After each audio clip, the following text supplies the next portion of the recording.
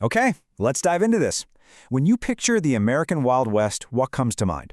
Probably cowboys, outlaws, maybe pioneers roughing it on the frontier, right? But hidden just beneath the surface of those familiar tropes is the incredibly complex reality of a true American icon. Someone whose actual lived experience completely defies almost every single stereotype of her time. In this explainer, we're going to unpack the fascinating, deeply layered legend behind Mary Fields. History loves to remember her as this larger-than-life character, but as you'll see, that legend, it's really just the tip of the iceberg. And this brilliantly illustrates exactly what I mean. Look at the visual legend we've inherited. The heavy man's coat, the rifle casually resting in her hand, that totally fearless gaze. Famously known as Stagecoach Mary, she's usually captured right in her element. I mean, we're talking about a woman who stood around 6 feet tall and weighed close to 200 pounds. She was known to wear men's clothing, pack a revolver right under her apron, and always carry a rifle. Over the years, history books have kind of flattened her into this honorary man of the frontier. You know, a cigar-smoking, whiskey-drinking, violent anomaly of the Wild West.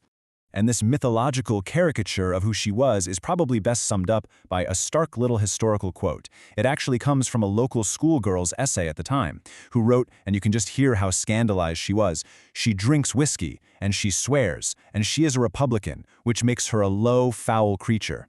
It perfectly frames how Mary was viewed in the public memory of that era. She wasn't just seen as different, she was seen as a total subversion of what a proper woman was supposed to be in the late 19th century. But here's the thing. This one-dimensional image of a tough-talking, brawling pioneer totally glosses over the profound struggles, the systemic racism, and the quiet, intense devotion that actually defined her life. To really understand Mary, we have to go back to the beginning.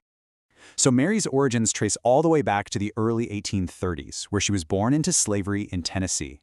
After the Civil War and emancipation, she actually worked on steamboats up and down the Mississippi River, navigating a newly free but, frankly, incredibly hostile country. Eventually, around 1870, she found her way to the Ursuline Convent in Toledo, Ohio. Now, what is absolutely crucial to understand here is her lifelong connection to a woman named Sarah Teresa Dunn. Sarah was the judge's daughter from Mary's time in bondage, and she would later become Mother Amadeus, a prominent nun. The bond between these two women would literally dictate the entire trajectory of Mary's life.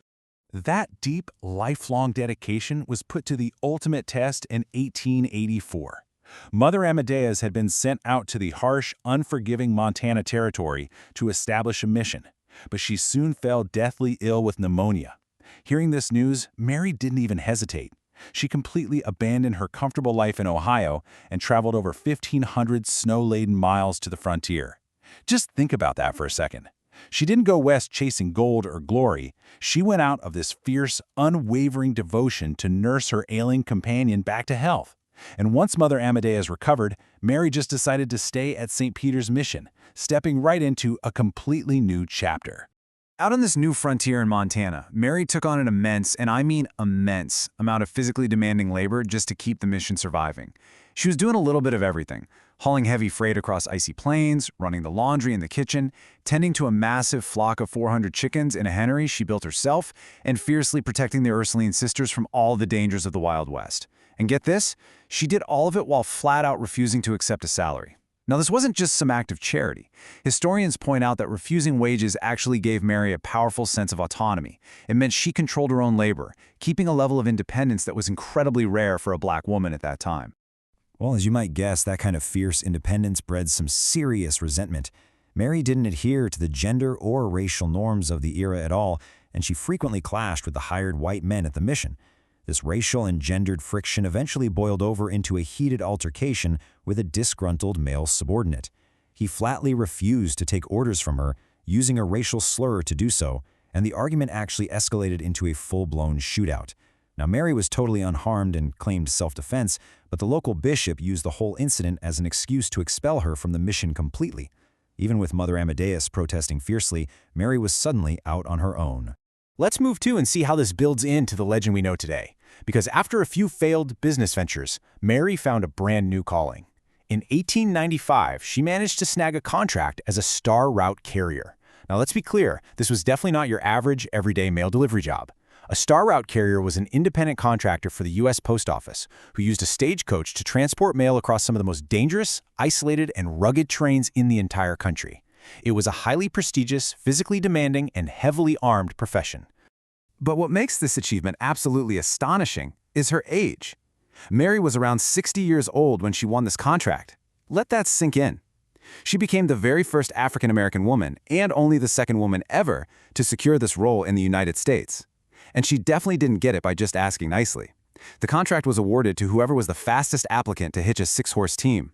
And this 60-year-old woman literally beat out all the younger male competitors to claim the job. No way, right? Just incredible.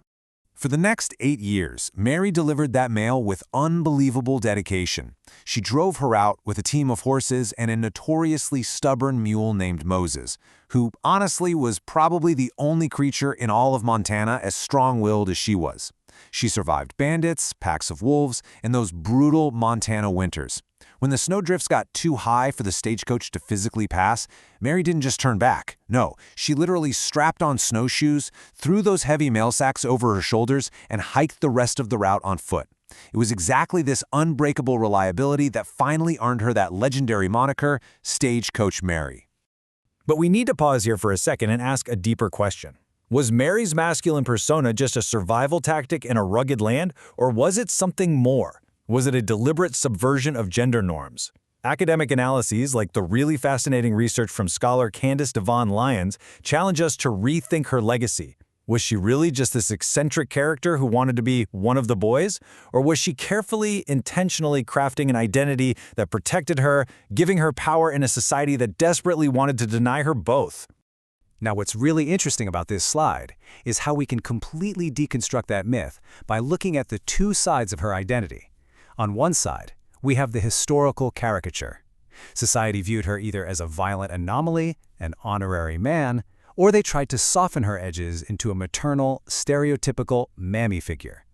But on the other side, the academic reality suggests something much more profound. Scholars argue that Mary was actually a gender transgressor. Her refusal to adopt normative femininity, like wearing men's clothes and openly carrying weapons, was a radical act of agency. It was her way of scripting her own existence and demanding space in a world that consistently tried to render her invisible. And that agency was tested every single day as she worked to survive in the town of Cascade, Montana. As the town's only black resident, Mary took on a sheer variety of roles just to get by. She opened eateries and a restaurant, ran a highly successful laundry business, worked as a babysitter and a school janitress, and even served as the fierce mascot for the local baseball team, the Cascade Cubs. She successfully navigated both systematic racism and the highly restrictive cult of true womanhood of the Victorian era. And here is a genuinely amusing historical fact. When Cascade passed a law banning women from saloons, Mary's presence was so formidable and respected that the mayor actually granted her a personal exemption. That way she could keep drinking and socializing with the men whenever she pleased. But throughout all of this, the businesses, the mail routes, the saloons, her true anchor remained Mother Amadeus. And this brings us to a really compelling academic theory regarding her lifelong, intense devotion to a white nun, who, remember, was actually related to her former enslavers. Some historians and queer theorists suggest that this relationship can be viewed as a form of queer kinship. It was a subversive survival strategy that existed completely outside of traditional marriage. It represents an intimacy and a devotion that really defies easy categorization. It just highlights how women on the frontier formed these complex, ambiguous bonds to navigate a world that was almost entirely dominated by men. So the crucial point is how we actually choose to remember her today. As the famous actor Gary Cooper wrote for Ebony magazine back in 1977, Mary lived to become one of the freest souls ever to draw a breath or a .38.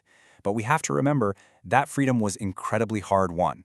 Public memory enthusiastically embraced her eccentricities, the guns, the cigars, the bar fights, mostly because it fits so neatly into the romanticized myth of the Wild West. But in doing so, history has often glossed over the painful, everyday struggles of her lived experience as a formerly enslaved black woman fighting for basic dignity and autonomy in a highly prejudiced world.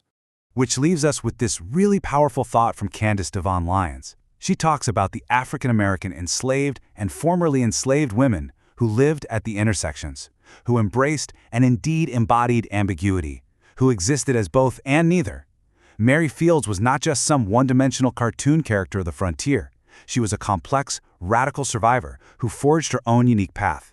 And honestly, it forces us to ask, how many other fascinating historical figures have been similarly flattened by history? Keep that in mind the next time you hear a tall tale from the Wild West.